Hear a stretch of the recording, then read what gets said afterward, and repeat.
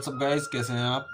मैं आपका दोस्त सेंटी और सेंटी बैक बेंचर ब्लॉग में आज फिर से आपका स्वागत है। तो दोस्तों, आज ब्लॉग में आपके लिए फिर से कुछ एक नया लेके आया हूँ। आज मैं थोड़ा आपको बचपन की ओर लेके चलता हूँ। आज मैं आपको एक ऐसी बात बताने वाला हूँ जो आपने बचपन में तो सुनी होगी, बट आदमी समय के अनुसार, समय जब बीतता जाता है तो भूल जाता है। तो मैं उसी चीज़ को लेके आज ये ब्लॉग बना रहा हूँ। तो आई होप मेरी बात आपको इंटरेस्टिंग लगे, तो ब्लॉग में बने रहिएगा और चैनल में नए को लाइक करिएगा, शेयर करिएगा और सब्सक्राइब करिएगा प्लीज़। बहुत समय पहले की बात है, एक किसान और उसकी पत्नी गांव के एक छोर के किनारे पर रहते थे और साथ में उनके बच्चे उनके साथ रहते थे। और दोनों, जो किसान और उसकी पत्नी, अपने बच्चों को बहुत प्यार करती थी, जैसे कि सभी माता पिता अपने बच्चों को प्यार करते हैं। तो होता क्या है कि एक दिन किसान जंगल से एक नेवला उठा के ले आता है। जी हाँ, शायद अब आपके दिमाग में चल रहा होगा और आपको कुछ याद भी आ गया होगा। और उस नेवले को वो पालता है, क्योंकि वो बहुत छोटा होता है नेवला, और उसका बच्चा भी जो होता है, किसान का बच्चा, बहुत छोटा होता है।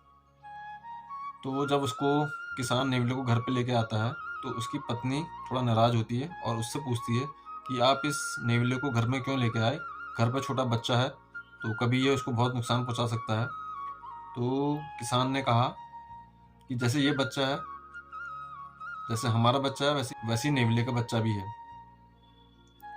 और ये ऐसा नहीं है, हम इसको अच्छे से पालेंगे, इसकी परवरिश करेंगे तो ये हमारा साथ देगा। तो ऐसे ही करते करते समय बीतता जाता है और नेवला 5 से 6 महीने में बड़ा तंदुरुस्त हो जाता है। बट बच्चा तो बच्चा ही होता है, एकदम से ग्रोथ नहीं करता है, वो बच्चा छोटा ही होता है। तो एक दिन की बात है, किसान की पत्नी किसी बाहरी काम से, जरूरी काम से बाहर जाती है सामान लेने के लिए। तो वह अपने पति से कहकर जाती है कि घर पर बच्चा सो रहा है और आप इसका ध्यान रखिएगा। इसी भरोसे से किसान की पत्नी बाजार चले जाती है एक टोकरी लेके सामान लेने के लिए। और इसी बीच किसान भी सब कुछ भूलकर कहीं घूमने चले जाता है। वो अपने दोस्तों से मिलता है, वहाँ पर गपशप लड़ाता है। तो वह यह भूल जाता है कि घर पर बच्चा अकेला है और वह सो रहा होगा। तो उसको उस बात से ध्यान उसका हट जाता है। तो होता क्या है, काफ़ी देर बाद जब उसकी पत्नी सामान लेकर घर पहुंचती है तो देखती है कि नेवला घर के दरवाजे के बाहर बैठा होता है और बस उसे ऐसा लगता है कि जैसे वो उसी का इंतजार कर रहा है। और वो अचानक जब देखती है तो नेवले के पंजों में और नेवले के मुंह में खून लगा रहता है। तो उसके दिमाग में सीधे एक ही बात आती है कि इसने मेरे बच्चों को कुछ कर ना दिया, कहीं इसने मेरे बच्चों को शायद मार दिया है। तो वो किसान की पत्नी जो टोकरी में सामान लेकर आती है, उस टोकरी से उस नेवले के सर पर मार देती है और वो नेवला वहीं पे ही गिर जाता है। और वो अपने बच्चों को देखने के लिए अंदर की ओर दौड़ लगाती है।